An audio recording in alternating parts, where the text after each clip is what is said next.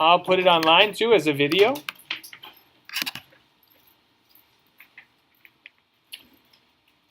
Okay. Have you heard the term exponential growth before? Biology or you heard it, yeah? So what does it mean? Something grows over time? And what about the growth? What makes it special? Okay. So there's different types of growth, and two important kinds are linear, and another type is exponential. So I'm going to do the graphic again with my hand. Linear, exponential. Which one's faster, you think?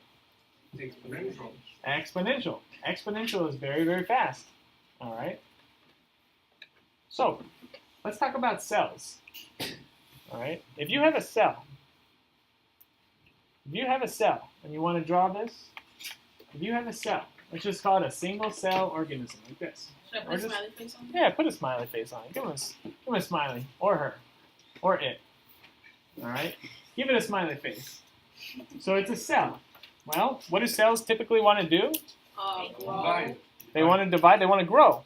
All right. They're lonely. So this cell right here somehow divides itself into two. And now there are two. Right? What happens next? Now you've got two cells that are lonely. They want to go. Oh. Yeah. They want to divide again. So now you're going to have 4.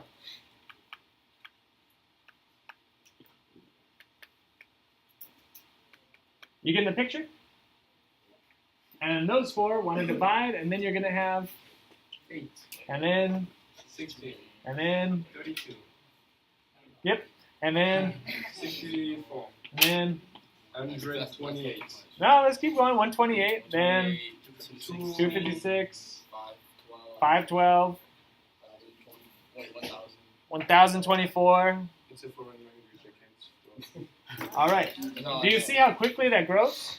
I mean, yeah, it's just multiplying by 2 each time. Yeah. Exponential is always by 2. It's not always by 2. Or it can go by like 4, 20. Go by 4, 10,000, E. All right. So that's what we're going to be learning about, that kind of growth. To show you, yeah, sure, I'll do it right now. To show you what those, you've probably seen it before.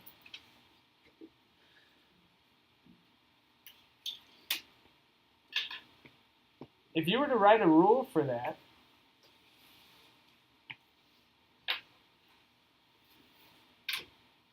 it would look something like this. 2 to the power of x. Would you agree? If you go back to your cells, 2 to the power of 0 gives you 1. 2 to the power of 1 gives you 2 to the power of 2 gives you. You see how that works? Okay. This is what it would look like. So let's compare that with linear growth.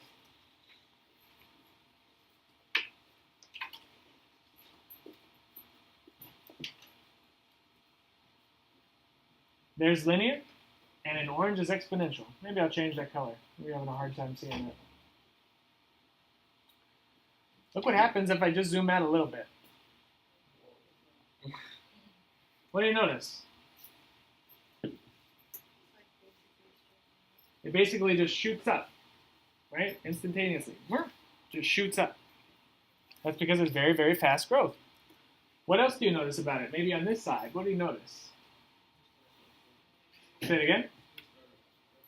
It started off really slow. Yeah, it was below. Was it ever negative? Right. Let's take a look. Was it ever negative? Did it ever go below 0?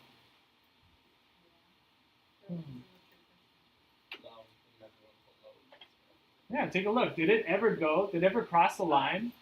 Y equals 0? No. So does this one ever become negative? No. It's just really, really, really small. Like Angel was saying, it grows very, very, very slowly. And then all of a sudden, it shoots up. Cool with that? Okay. So there's that. How about this? What's the y-intercept on this thing? Let's just talk about the graphs for a few minutes, but you need to be engaged. So class, why don't you find out what's the y-intercept? And if you know it, tell me. For which one? For our exponential function. Oh, we don't know. Like one, maybe. Yeah, So right here, I put, Y equals 2. so y equals, wait, can you look at this for a second? Sure. So, do we have a consensus? What's the y-intercept? Oh,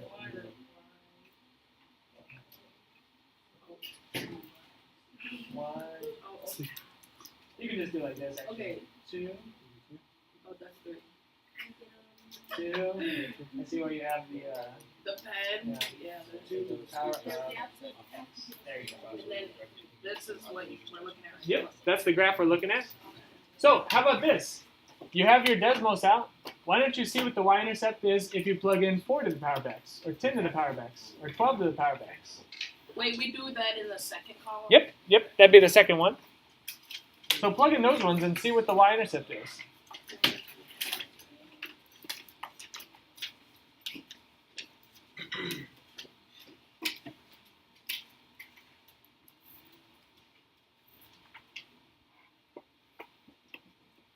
So what are they all going through?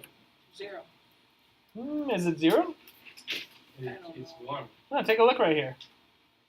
They all go on one. Goofy. They're all going through, look, and I just click on it and look at the point right there. What is it? One. X is 0 and y is One. 1. X is 0, y is 1. So, that's important.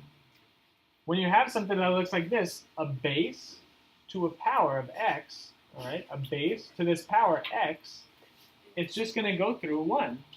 Why is that? What happens when you plug in 0 for x? What does this 5 to the power of x become? What's 5 to the power of 0? So class, I'm asking you, what's 5 to the power of 0? You all have calculators? I need to hear some more voices. Come on. 5 to the power of 0. You all have your heads? 1. Okay, I've got 2 people. What's 7 to the power of 0? One. What's negative 2 to the power of 0? We call this one. I think it's one. I think it is too. I think you're right, yeah. Got it. All right. Anything to the power of 0 is, it's not a trick question. All right. So, that's why they all have the same y-intercept. Okay. So now let's start taking notes. These are some important vocabulary terms you're going to need to know. I'm going to ask you to tell me if something is an exponential function. Exponential functions look like this. Do you remember how to read this? F times x, is it f parentheses x? Right. That's correct. F of x equal to b to the power of x. F of x is equal to b to the power of x. You say it. Easy as that, right? It's not f times x. All right. What's b? What does it say about b? It's a constant, and that's called the base. B for base, all right? It's kind of where everything is resting atop, right? You see how the x is just kind of resting there atop it? All right. So, there's that. What do I call that variable? It is the independent variable, yep, and it's the exponent. These are called restrictions. B is greater than 0, and b is not equal to 1. Why do you think they're saying b cannot be equal to 1? What would happen if you replace b with 1?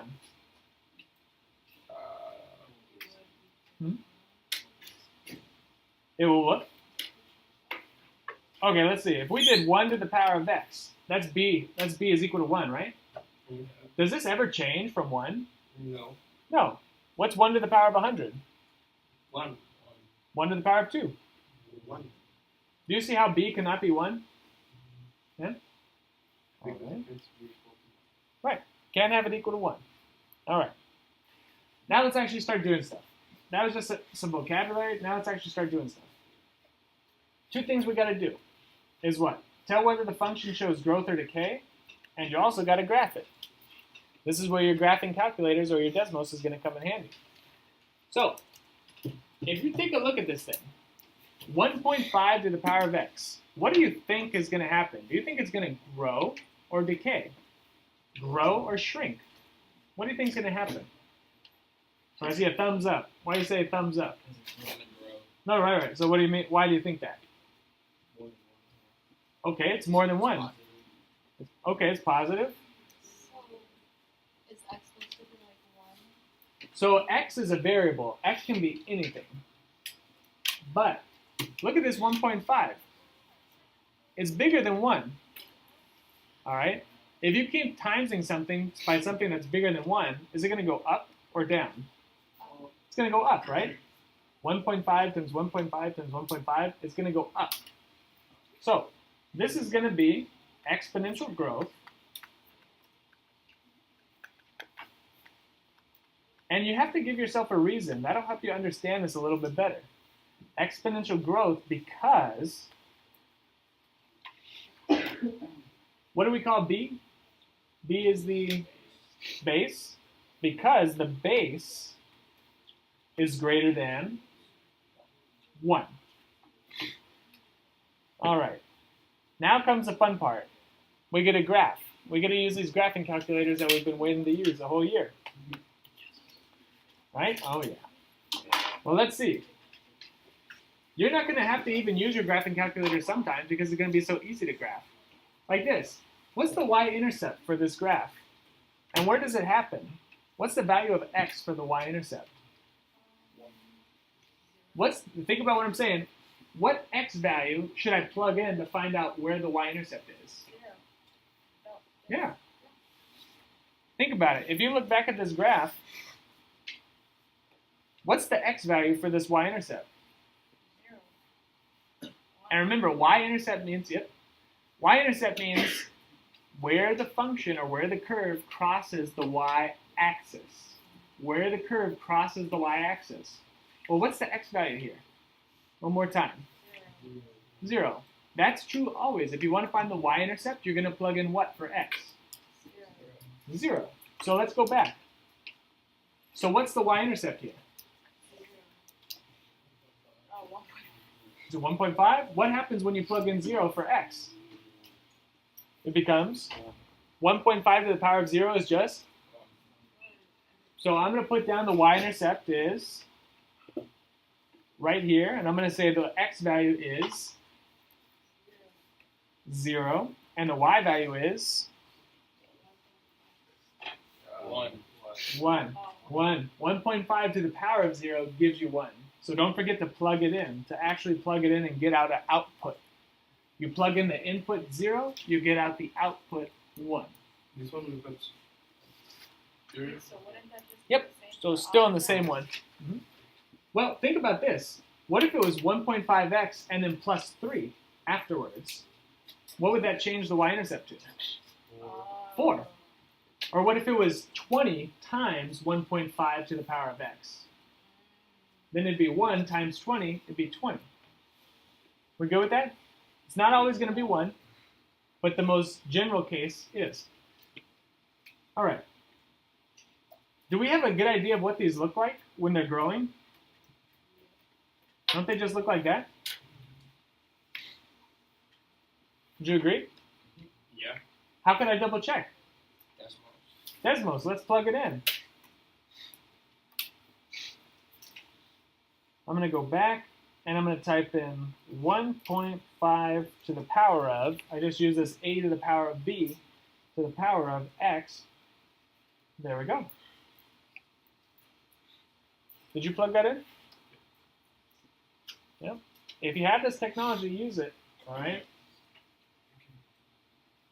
Use it. A lot of people spent a lot of time and energy making these things for us. Right? Might as well use them. Surprise, surprise. Y-intercept is 1. 0.5, right? No, just 1. You plug in 0, you get 1. Okay. All right. So let's take a look at this one. Take a guess without looking at the graph. Well, first off, identify what's the base. 30. Wait, no. No, 0.8. 0.8. 0.8 is the base. Base exponent. Base exponent. So, is it growth or decay? Why is it decay? Because it's less than what. There we go. I'm going to write that down. This is decay because base is less than 1. It's greater than 0, but less than 1. It's not equal to 1. It's not equal to 0. Oh, I thought you said greater than 1. Oh, yeah. Less than 1, but greater than 0. What is the first one? Decay.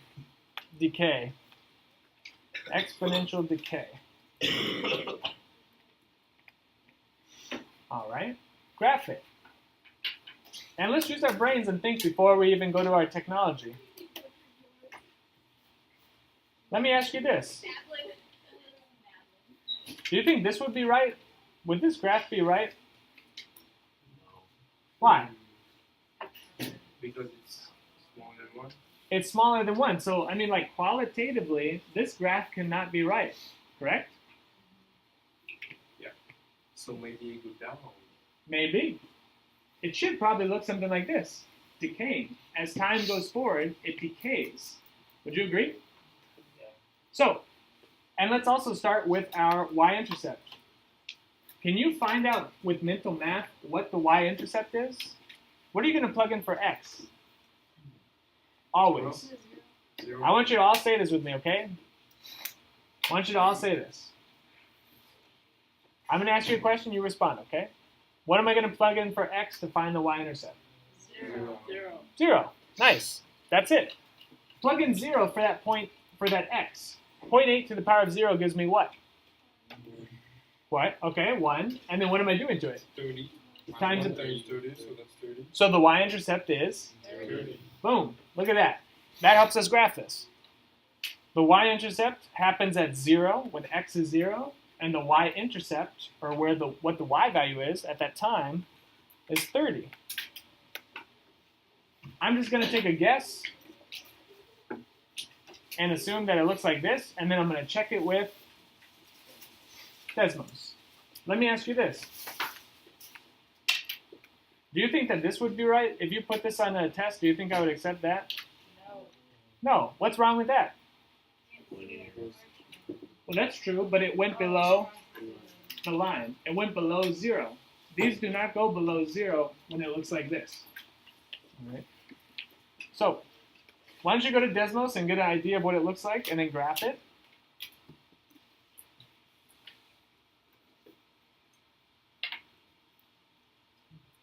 Think I should put parentheses? Yeah. I think so too. Put parentheses.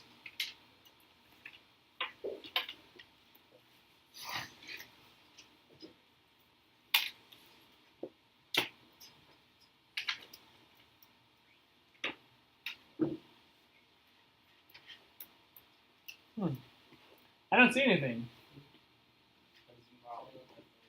Say it again. Starts at 30. Starts at 30, right? Yeah, zoom out. So that means I got to zoom out. Okay. Does that look like what we predicted? Yeah. Yeah. So, looks That's good. kind of way good. Say it again. Why you stop at 0? Why does it not go below 0? Is it 0 or no? I'll tell you what. It will never be 0. This is a good sidetrack conversation. This is saying, let's say it was this. What's 0.8 as a fraction? 0.8 as a fraction. Somebody give it to me. What's it's 0.8 like as a eight. fraction? It's 8 on 10. Okay, 8 out of 10. 8 tenths. What if you Oh, reduce it? What is that? 1 times 5. 4 fifths? 4 fifths. Okay, what happens if I multiply 4 fifths by itself? What happens if I square that? So, I want you to listen, please. Go smaller. People, I want you to listen. This is a reason why it never goes below 0. 4 fifths times 4 fifths becomes 16 over 25. Type that in your calculator. Is that smaller or so bigger than 4 fifths? Smaller. That's smaller. What happens if you do it again? Times. Also, it always goes smaller, but never go. You see that? So they never zero. Do you see that each time it's getting smaller by a factor of 4/5? I times it by 4/5, it got smaller. If I do it again, it's going to get and. But will it ever become 0? No. No. It's not just going to magically become 0. You're always going to have something, but it's just not going to be very big. Sure. We'll just take a pass. Yeah. Does that make sense? Give me a thumbs up if that makes sense. All right. Okay. So we're just going to talk through this one since you're all paying attention here and participating. I like that. Is the base 5? No. What's the base? Is it growth or decay? Okay. So, oh, how about this? What would the y-intercept be? 5. Boom. There you go. 5, right? Plug in 0. This becomes 1. Times it by 5. There's your y-intercept. That make sense? So it'd be real easy to graph. You just told me all the things I needed to know. It happens the y-intercept is at 0, 5, and you said it's growth, so it must look something like this. Isn't that easy? And if it's not easy, ask questions. We'll get it easy for you. Now you have to put on those thinking caps, because now we're going to take what we just learned and we're going to apply it to finance. So how many of you pay attention to your bank account and what's in it? Right? You have to, or you should, or else you might have some problems in the future. All right. So let's apply it to finance. You want to read it for us here? Somebody? Thank you, Brandon. All of it. No, just this first piece, then you can popcorn it to somebody. You can model growth or decay by a constant percent increase or decrease with the following formula. Want to popcorn it? Upward jog.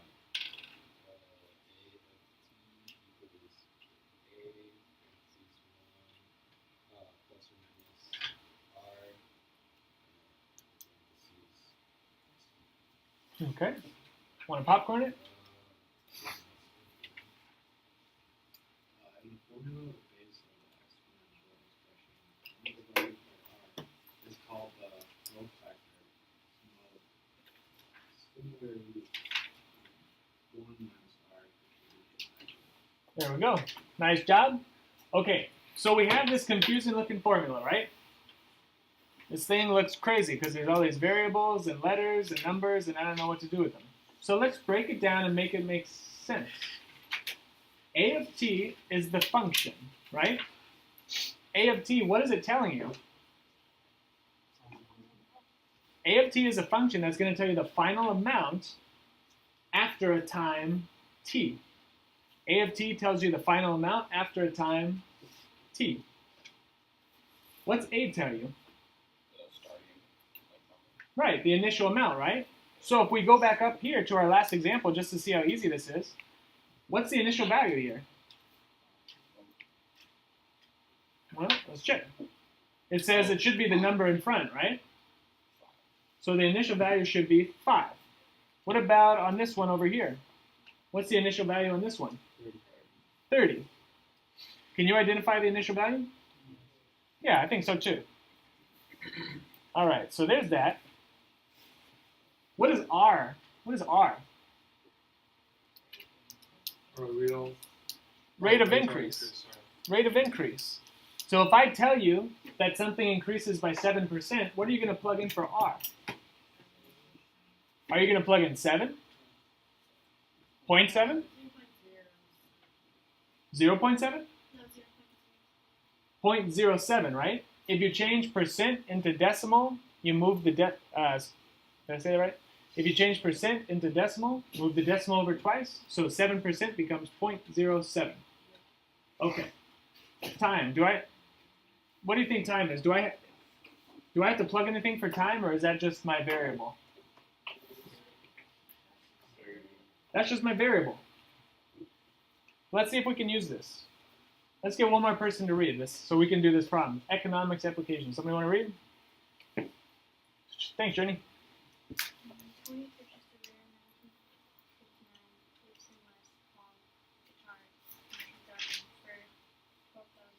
Okay, let's pause there.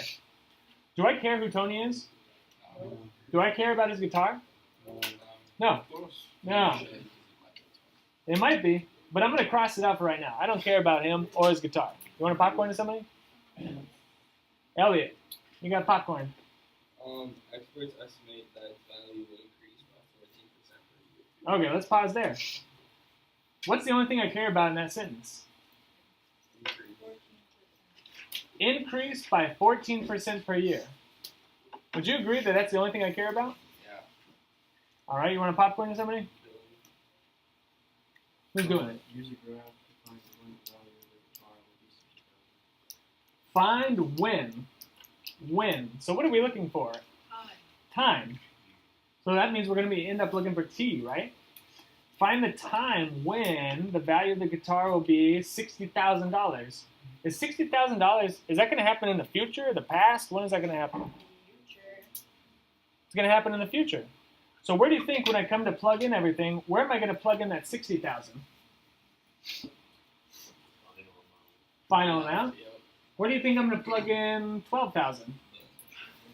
Initial amount. Where do you think I'm going to plug in, what was the percent? 14. Where am I going to plug in 14? And I plug in 14, right? No, you plug in 0.14. 0.14. You think we can set up a formula? Yeah. Yeah? Let's do that. I'm going to label all these things for you if that was unclear. A was the initial value, which we said was how much, Miguel? It was how much? Oh, was that the initial? 12,000 was the initial. R was Oh, okay. I was confused. R was what percent? 0.14. 0.14 because it's 14%. T, what do I plug in for T?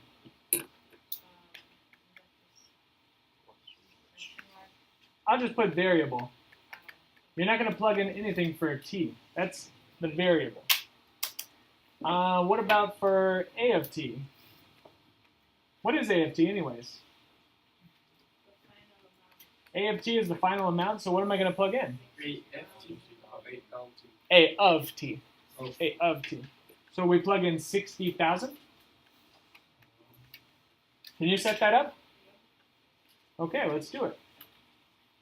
60,000, that's the final amount, or the future amount. 60,000 is equal to, what does the formula say to plug in next? Initial amount, which is 12,000. What do I have to put after that? Parentheses. What does it say to write next? 1. Am I going to do plus or minus? Oh, plus. Do I do both? Oh, wait, you do 1 plus and 1 minus. Yeah. Is this growth or Wait. decay? You do plus because it's growth. It's growth. Oh, okay. So shouldn't I use plus? I want to explain that to you. What do I plug in for T? Nothing, right? I want to explain this to you because this is probably the most confusing piece of this setup. 100%, all right? If you time something by 100%, what is that? It's just 1. What is 100% as a decimal? 1. 1. So if you time something by 100%, is it going to change? No. So what am I adding to this 100%? My growth rate, right? And so that's why it's going to go up. Now, if it was a decay rate, what would I do? I would do 100 minus 0.14. That would be what, 0.86? Wouldn't that make it decay? Do you see the importance of having that 1 there? This is 100% plus your growth rate, so I'm growing at 114. No, shouldn't say that. This is 100% and you're adding your 14%. So you're growing at 14%. Yep. Seeing some light bulbs? Yep. I hope so. I like those. All right. Light up my life. All right. Clearly. Okay, so now, here comes the fun part where we actually get to solve this. Look at what we're going to do. We're going to do this nice and easy with Desmos. I'm going to plug this piece over here. Look at my finger where I'm pointing to. I'm going to plug this piece right here for y1. I'm going to plug this in for one of the rows. Then I'm going to plug in this for the other piece. Y equals this, and I'm also going to plug in y equals this. I'm going to look for where the lines, what? Intersect. Because that tells me where they have the same value. Not the same time and the same value. So let's plug these in. This is where you need to participate and type it into your Desmos for it to make sense for you. For y1, I'm going to type in y is equal to 12,000 times.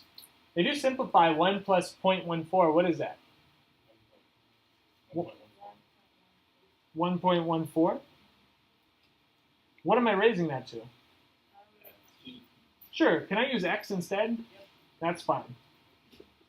Whoops, did I do that right? Nope. What did I do wrong? Right, I need to do to the power of t, so I did to the power of, all right?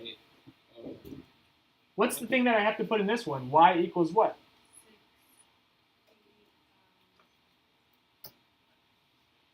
Is that 60,000? Is it? 68,000, yep. Uh-huh. I know, it's hard to see. I'm going to change the color here because this would be a little hard to see. So what's wrong? I can't see anything. You know, you gotta zoom up. I got to zoom out a lot, don't I? Yeah. Or just, What do you think, Kennedy? You agree? Mm-hmm. Because what's the initial value? 12,000. So let's go up, scroll up to 12,000. Oh, there we go. Do I see both of them? Yeah. All right, so zoom in to where they intersect, and let's find out where that happens. Well, no, that's the y value. That's the y value, 60,000. But we're trying to find out when, what time that happens. So let's click on it. When does that happen? When are they equal? 12 and 12 to 3. Yeah, about 12.283. What does this represent? That's how many years. Years, right? This represents years. So after 12.283 years, these guitars were $60,000. It's not a bad investment. You gotta wait 12 years. That is quite a wait, but Still in the closet. T equals 12.283. So there's that. And how about this? We said when did it happen? So we would say 2000 and sometime in 2012, right? Was that pretty easy to solve? Sometime in 2012.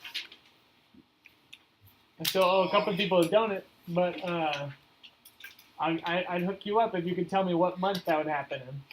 I got this. Let's see. Isn't that March? February. I'll say March. I'll say March or April. April, maybe. April? Wait, maybe How- the first 2 months. It How would be March. are you all finding this out? Just Because divide divide 2 it. 8 times 3. Like because the one's divided in 12, so just 1 in 12. Wait, what's this? So it's 0.283. 0.283. How many months are there? 12. 12. And we want to know what? What month it happens in, right? 0.283 equals x over 12. Solve that. I'll give somebody a donut if they got that. And then tell me the right month. Sure. Somebody's got it. It happened in April. Happened in April? So what'd you get when you did 12 times 0.283? What'd you get? 4 point something? 4.7. Wait, what did you 4 do? point something though? Yeah. Okay. So fourth month? So it happens sometime in April? Okay. Just thinking mathematically. Alright, so nice. That was kind of like a tie, so maybe I have to split it 3 ways. Alright. Okay. So almost out of time. So I think the last thing I would want you to do is I want you to try this one. I want you to try 2, and we're going to check our work. Can you do that? On the back, try 2, and we're going to check our work. I want to know that you can do this. Or if you can't, and that's okay too.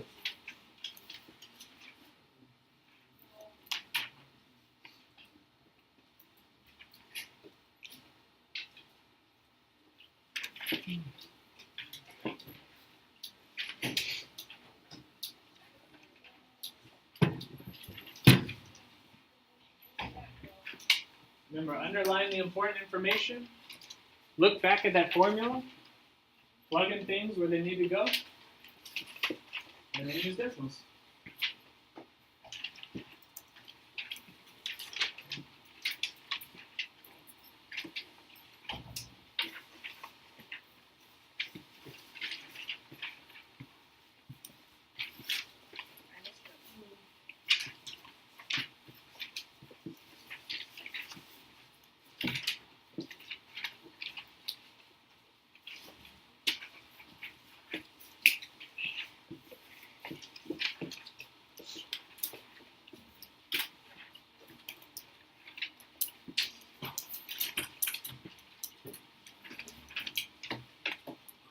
We can try that for another minute, then we'll go over it.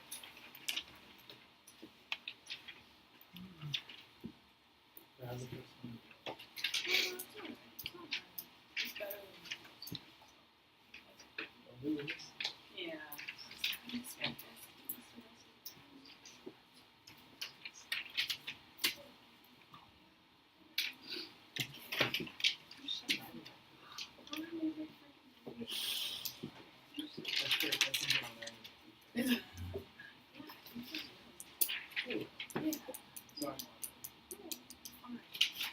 I knew that when I saw you, like,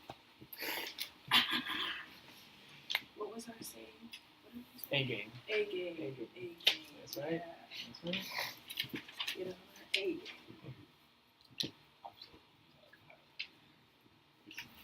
game. Somebody feel like they got the setup right?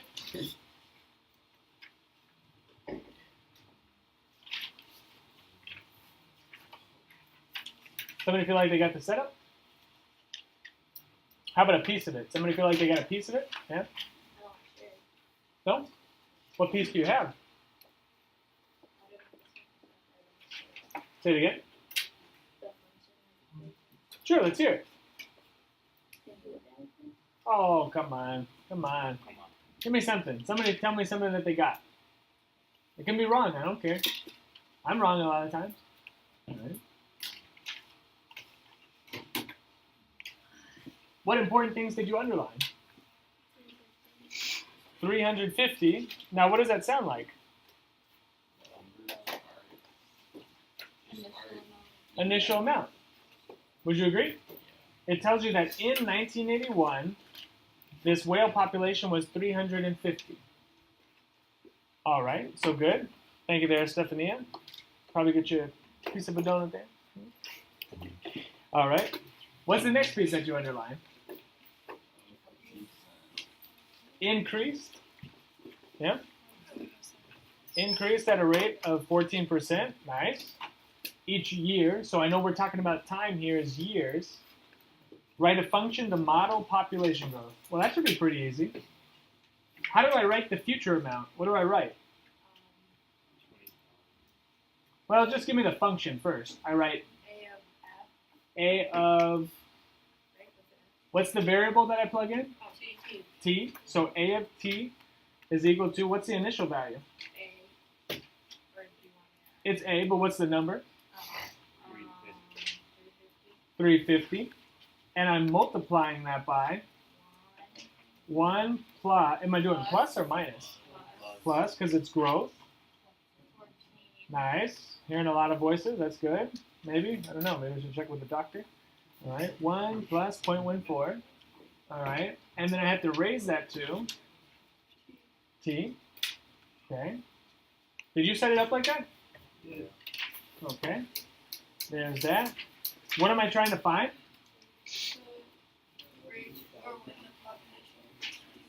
right? When this will reach 20,000, where am I putting that 20,000? AFT? Do you agree? All right, 20,000. That's the future value. 20,000 equals 350 times. Can I simplify 1.14 as? Can I simplify this? Okay, let's do that. I'm just going to write that as 1.14. Can you plug that in Desmos and find it?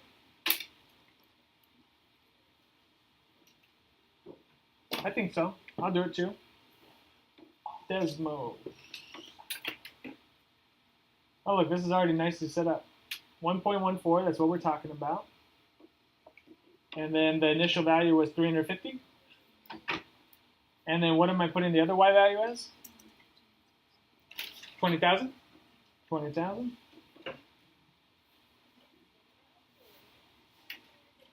20,000? Oh no, I can't see anything. Zoom. I'm going to try zooming out. 20,000. I was like, There we go. When does it happen then? 30.8. 30 years? Is that what you got? I got 2000. 2000 and... Oh, right, because if you added it on to 71. Yep. So, but you got it? Yeah. Yep. Just... I put it in backwards. Oh, okay. Yeah. Yeah, got to be a little bit careful with these. There we go. So, happens in 30.875 years. So it happened sometime in 2011. And the last thing I want to ask you before you leave today is just a couple of checking for understandings, okay? 5,000 times 1.2. So what's the initial value here for this one? 5,000. 5,000.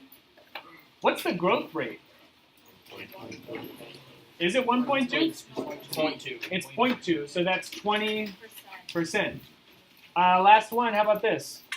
2,000.